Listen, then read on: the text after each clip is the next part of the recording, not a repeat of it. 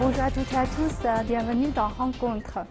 Aujourd'hui, nous allons parler de l'espace, dont les mystères fascinent l'homme depuis le début des temps. En Chine, le vaisseau spatial habité Shenzhou 11 vient d'être lancé avec succès, un pas important dans l'optique de déploiement à l'environ 2020 de la première station spatiale chinoise.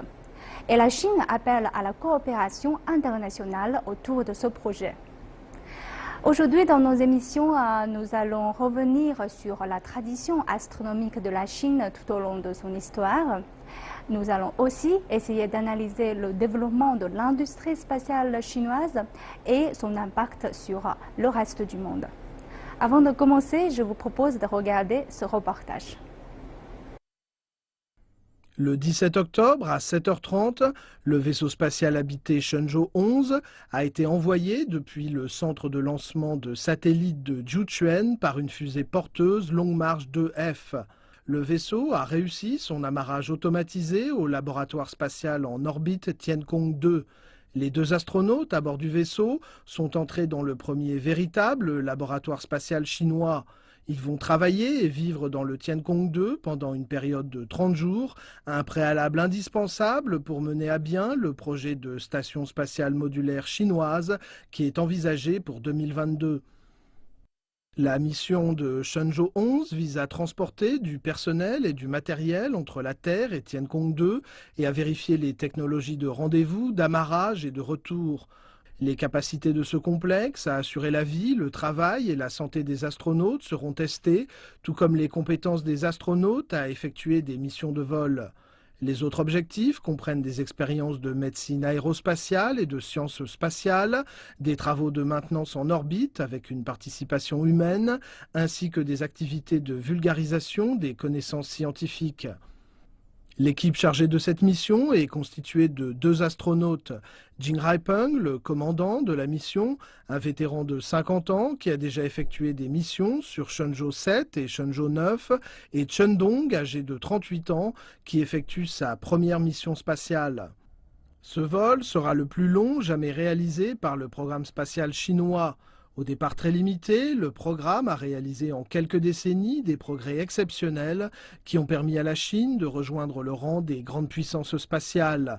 De Shenzhou 1 à Shenzhou 11, entre grandes ambitions et pragmatisme, le projet spatial chinois a connu une ascension irrésistible. Une Chine qui a l'intention de mettre à profit les prochaines décennies pour accomplir ses objectifs en matière d'exploration lunaire et d'utilisation de l'espace afin de transformer en réalité le rêve spatial du peuple chinois. Merci de nous retrouver. Alors aujourd'hui, sur notre plateau, nous accueillons Dr Feng Yaoqi. Vous travaillez à l'Académie chinoise de technologie spatiale, filiale de la Société Sciences et Technologies aérospatiales de Chine. Et professeur Xu Tiebing, vous travaillez à l'Université de communication de Chine. Vous êtes politologue et spécialiste dans la relation internationale. Bienvenue sur notre plateau. Alors la première question, je pense, je vais m'adresser à professeur Xu. En Chine, comme partout dans le monde, il existe beaucoup de traditions astronomiques. Pouvez-vous nous en dire un peu plus sur la légende et les inventions en Chine dans ce domaine? Les mots sont exacts. Pour moi, il s'agit de trois domaines. Le premier, c'est la mythologie. Quand on parle par exemple de Chang'e ou d'autres histoires, donc cela représente surtout le rêve. Et deuxième, c'est astrologie, lié avec les conditions météorologiques, mais aussi politiquement, ça lié avec les dynasties. Il y a toujours dans la cour des grandes institutions pour voir tout ce qui se passe dans le ciel. Enfin, je pense que c'est quelque chose qui est lié avec l'évolution de technologie, c'est une recherche scientifique. On se souvient toujours chez nous, il y a un homme qui s'appelle Wan, sous dynastie de Ming, qui a fabriqué artisanalement un fusée, mais rudimentaire, et qui a lancé dans l'histoire humaine le premier lancement dans la Bible. Bien que n'ont pas réussi, mais tout de même, ça présente une tendance que finalement, c'est que les autres avancent, c'est dans la vie vraiment, je dirais, aérospatiale. Aujourd'hui, on voit que le président chinois Xi Jinping a déclaré que le rêve spatial était une composante importante du rêve chinois, une notion importante qu'il a mentionnée. Et que représente l'industrie spatiale pour la Chine actuellement, Dr. Fong? Oui, en fait, la science et l'industrie spatiale est une synthèse de toutes les hautes technologies. Et en fait, elle aussi représente la capacité d'un pays en matière de recherche scientifique et technologique. Et c'est-à-dire, mais elle aussi reflète sa puissance économique nationale. Donc, on peut dire que l'industrie aérospatiale est une étiquette de la puissance nationale et globale. Et depuis en fait le lancement du premier satellite jusqu'à maintenant, et la science spatiale est une des branches des sciences qui a contribué plus au développement de la société humaine. Donc, les grands succès et progrès de la technologie aérospatiale et contribué et ont des en fait, influences très importantes de l'ordre mondial de façon extrêmement importante. De toute évidence, l'industrie spatiale joue un rôle stratégique dans de nombreux domaines comme la défense, et la technologie, et la science et l'économie. C'est pour ça, en fait, la Chine est un grand pays qui, dans le monde, avec une puissance nationale importante. Donc, il est essentiel pour notre pays de développer de l'industrie spatiale et aussi de devenir une grande nation si nous voulons réaliser un rêve chinois d'une naissance nationale. Comme vous avez mentionné, maintenant la Chine a beaucoup de progrès dans l'industrie spatiale. On voit récemment le succès du lancement du vaisseau spatial Shenzhou 11. Est-ce qu'il y a des points forts qui vous marquent particulièrement, Monsieur Xu, dans ce lancement? Je vais d'abord ajouter quelques mots sur les propos de Dr. Fong. Bien sûr, aujourd'hui, si on voit le président Xi Jinping s'affirme, souligne le rêve chinois. Mais n'oublions pas que finalement, il s'agit d'une continuité. Déjà 60 ans avant, c'est la Chine naissante. C'est-à-dire au milieu des années 50, on a déjà fondé l'institution, disons, dans ce domaine. Et puis en 1970, c'est le lancement du premier satellite. Et surtout, depuis ce siècle, il y a une série de progressions, pas à pas, solides, mais assez rapides. Concernant, par exemple, je dirais que le Shenzhou 11, pour moi, c'est vraiment ce avancement accéléré. Puisque finalement, quand on se souvient des projets nationaux, le programme national dans aérospatial de, disons, janvier 1992, déjà on dit environ dans 30 ans ou 40 ans, on va réaliser, on va atteindre quel objectif. Et depuis, disons, de ce siècle, disons, 15 ans environ, on voit que vraiment, c'est que depuis le Shenzhou 1 jusqu'à Shenzhou 11, c'est un rythme accéléré et chaque fois, il y a des améliorations, de la progression, disons, plus vite plus rapide que la prévue. C'est là que je pense c'est bien. Et surtout, cette fois-ci, c'est qu'on est en train dans un vol, disons, habité plus d'un mois. Là, c'est tout de même, c'est un pas, disons, géant. C'est la plus grande durée. Oui.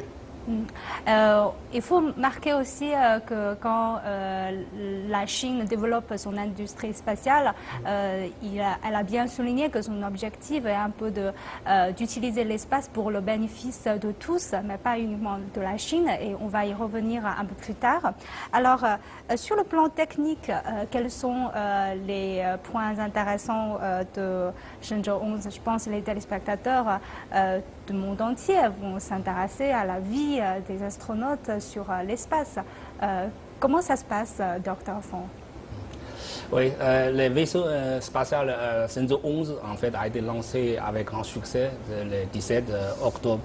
Et après 2 jours de vol et du réglage de trajectoire en orbite, en fait, le vaisseau Shenzhou 11 il a effectué les rendez-vous avec laboratoire spatial Tiangong 2.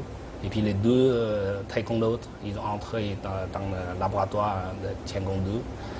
Et après, ils ont commencé la vie et le travail pour un mois à l'intérieur du laboratoire spatial Tiangong 2. Et le vaisseau 11, en fait, est le vol du programme spatial le plus habité, le plus long. Ça va durer à peu près environ un mois à l'intérieur. Et l'un des objectifs de Shenzhou 11, en fait, de tester la capacité d'assurer la vie et le travail et la santé des astronautes pour une durée moyenne. Et en fait, les taïkonautes vont suivre à l'intérieur du laboratoire spatial, vont suivre le même horaire comme sur Terre. Et en fait, c'est à peu près comme 8 heures par jour. 6 jours par semaine, et ils ont suivi le même rythme que sur la Terre. Et pour cette mission, en fait, ils ont apporté beaucoup de riche nourriture, spécialement préparée pour cette mission. Au total, à peu près 100 sortes de nourriture. Ah, c'est pas mal. C'est pas mal, voilà. Et pour ça, en fait, à l'intérieur du laboratoire, ils ont, en dehors du travail, il faut faire du vélo et puis s'entraîner en courant sur la piste à l'intérieur du laboratoire. Et puis aussi, il peut communiquer avec ses parents, ses amis à l'aide de moyens, email, les vidéos. Donc, que représente ce lancement réussi de Shenzhou 11 finalement dans le fond? Oui, le vaisseau de Shenzhou 11, en fait, il constitue une étape importante pour le programme spatial habité chinois. Mais comme ça, on peut résumer un peu le programme spatial chinois. En fait, il se divise en 3 étapes. La première étape, en fait, la première phase consiste à envoyer des navettes non habitées et puis dans l'espace, et puis faire des opérations et puis des expérimentations scientifiques autour de la Terre. La première phase a été accomplie par l'effet d'envoyer les premiers taïkonautes de Yang Liwei dans l'espace et retour sain et sauf avec sécurité. En fait, cette première phase, on va dire, c'est bien accompli. Deuxième phase, en fait, consiste à franchir les techniques de base pour le programme spatial habité. Comme exemple, envoyer plusieurs taïkonautes pour plusieurs jours et puis faire des sorties dans l'espace, et effectuer des activités extravéhiculaires dans l'espace. Et puis aussi effectuer les rendez-vous et puis l'amarrage du vaisseau avec des engins dans l'espace. Et c'est une technique de base pour le franchir. Cette deuxième phase, en fait, est aussi bien accomplie. Maintenant, en fait, nous sommes au début de la troisième phase. La troisième phase, c'est le but pour construire une station spatiale pour une longue durée.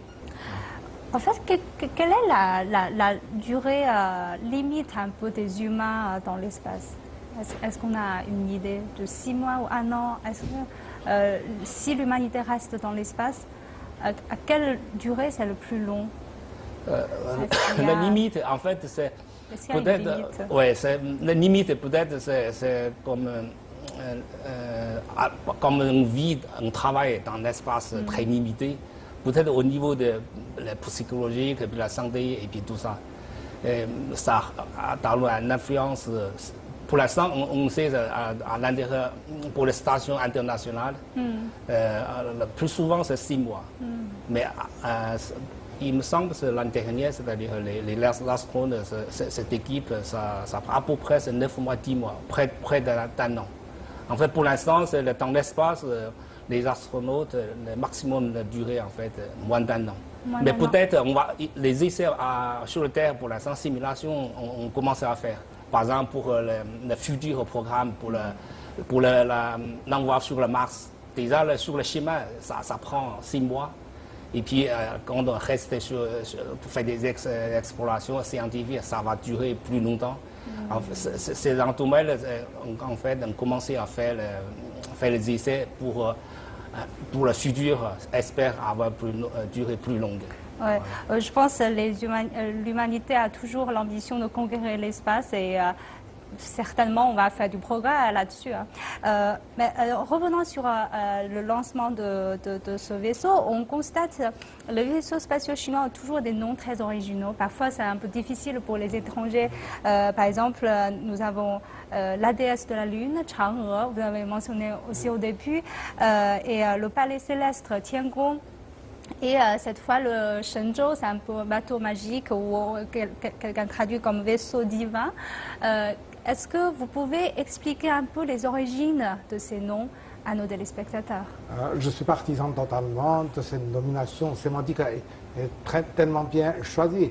On a déjà, disons, mentionné le Chang'e, qui correspond par exemple à une légende dans la mythologie. Il faut que finalement la nouvelle technologie s'enracine dans la culture. Si concrètement, je dirais d'abord sur le laboratoire, d'abord le Tiangong, Tiangong quoi, c'est le palais céleste, c'est-à-dire où les taïkonautes vivent, travaillent et se posent aussi. Et tandis que sur le Shenzhou, c'est une sorte de bateau, mais bateau qui ne navigue pas sur la Terre, mais c'est entre Terre et disons, l'orbite qui fait les navettes.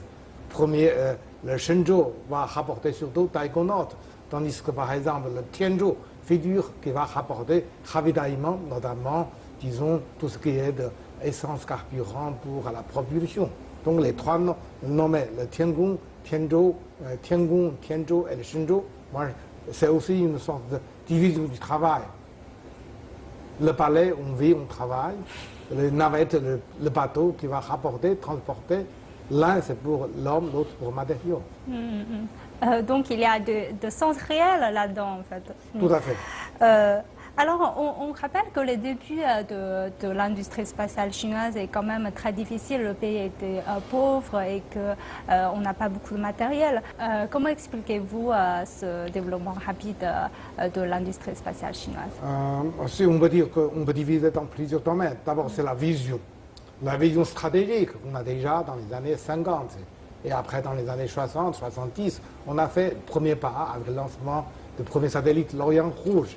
Mais surtout, moi, je pense que dans les années 80 et 90, avec le programme dit Joario, c'est-à-dire janvier 92, on a fixé, je dirais, un grand plan national dans l'aérospatial pour 30 ans ou 40 ans. Et concrètement, dans ce siècle, après, disons, le tournant du siècle, qu'on voit d'abord détermination des autorités politiques de plus en plus affirmées, et deuxième, c'était surtout les conditions de financement. Avec l'amélioration, avec, disons, le succès économique, on a plus de moyens à s'investir dans ce domaine.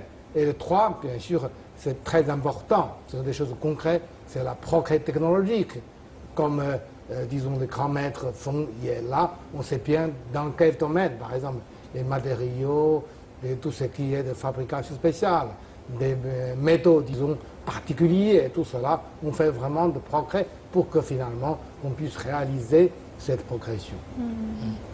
Oui, à mon avis, parler de point de vue peut-être technique, je pense que le développement ultra rapide du programme spatial chinois est dû essentiellement en fait, aux conditions nationales. En fait, il est basé sur l'innovation 100% indépendante et puis sur la mobilisation et puis nationale. Et au début du programme spatial, en fait, la Chine se trouve au niveau de l'industrie, la base industrielle est très faible. Et à ce moment-là, en fait, l'industrie spatiale choisit toujours des cibles limitées et puis bien ciblées. Et en fait, en adoptant une approche progressive et puis avec une stratégie très ambitieuse et selon les conditions nationales des différentes époques. C'est très important. Et en fait, chaque pas accompli permet de franchir, a permis à notre programme de franchir de nouveaux sommets. Et nous avons d'abord développé c'est-à-dire les capacités d'entrée dans l'espace. Et ensuite, nous avons ensuite développé un champ des activités dans l'espace. Et au fur et à mesure, avec la montée en puissance de l'économie de la Chine, développer et puis commencer à développer les capacités pour le vol habité. Et après, maintenant, avec tous les moyens économiques, nous commençons à travailler pour développer les capacités pour l'exploration de l'espace profond, comme le Chang'e et pour le futur projet comme l'exploration de Mars. Et quand on parle de l'industrie spatiale chinoise, on voit bien que ça repartit à zéro, c'est tout à fait indépendant. Ça m'étonne que le domaine de technologie spatiale est un domaine où il existe très peu de coopération. On voit que la Chine, par exemple, a été refusée par les États-Unis dans la coopération dans sa station spatiale et qu'au début de l'industrie spatiale chinoise, il n'y a rien comme coopération. On peut apprendre de personnes. Comment expliquez-vous cela, cette particularité de ce domaine? Je dirais que l'aérospatiale, bien sûr, c'est le point fort de la puissance de l'État. Et que je ne dis pas qu'il est normal, mais il est assez courant que finalement, dans les secteurs, disons, hautement sensibles, il y a toujours une sorte de chasse gardée, moins de coopération, même entre alliés. Nous avons dans les années 50 quelques connaissances venues de l'Union soviétique, alors pays, disons, alliés avec nous. Mais dans la période de la guerre froide, on sait que l'URSS et les Américains font fait de grandes concurrences dans le domaine. Il n'y a pas vraiment de coopération au sens propre, surtout dans les secteurs sensibles. Tandis que nous développons plutôt compter sur notre propre force. Mais aujourd'hui, je pense que la guerre froide est terminée. Il y a plus de marge dans des coopérations internationales, dans certains domaines non sensibles. Par exemple, la biotechnique, des choses, disons, matériaux, certaines expérimentations agricoles, tout ça, ou purement scientifiques. Dans ces domaines, disons, moins sensibles, il existe tout de même certaines marges de faisabilité dans les coopérations. Mais finalement, on voit que le développement de technologies spatiales ou l'industrie spatiale, ça bénéficie à notre vie quotidienne. Ça tout le monde peut en bénéficier, non seulement les personnes dans un seul pays. Ça pourrait être un peu loin de notre vie. Pouvez-vous nous donner quelques exemples concrets, Dr. Feng, de comment l'industrie spatiale peut influencer notre vie quotidienne? Et en fait, les technologies pointes développées dans le domaine aérospatial, elles sont partout en fait présentes autour de nous. Par exemple, même parfois de manière peu visible. Par exemple, et quand vous allumez votre télévision, en fait, regardez les Jeux olympiques, ou même regardez l'émission dans d'autres pays, en fait, les satellites de communication et à l'autre extrémité, dans l'autre côté, en fait, transmet des images à très bonne qualité sur nos écrans. Et en fait, c'est toutes ces techniques-là, c'est grâce à la satellite de télécommunication. Pour tous les jours, dans la vie quotidienne, on voit la technique spatiale qui joue un rôle dans la vie quotidienne des gens. Et un autre exemple, par exemple, quand vous conduisez sur les routes modernes extrêmement compliquées, et en fait, pour des automobilistes qui n'ont pas de bon sens de l'orientation, en fait, dans ce cas-là, la navigation GPS devient un outil indispensable. Et puis ça se trouve dans la vie quotidienne, presque tous les jours, on voit ils sont visibles ou non, les technologies spatiales se trouvent autour de nous.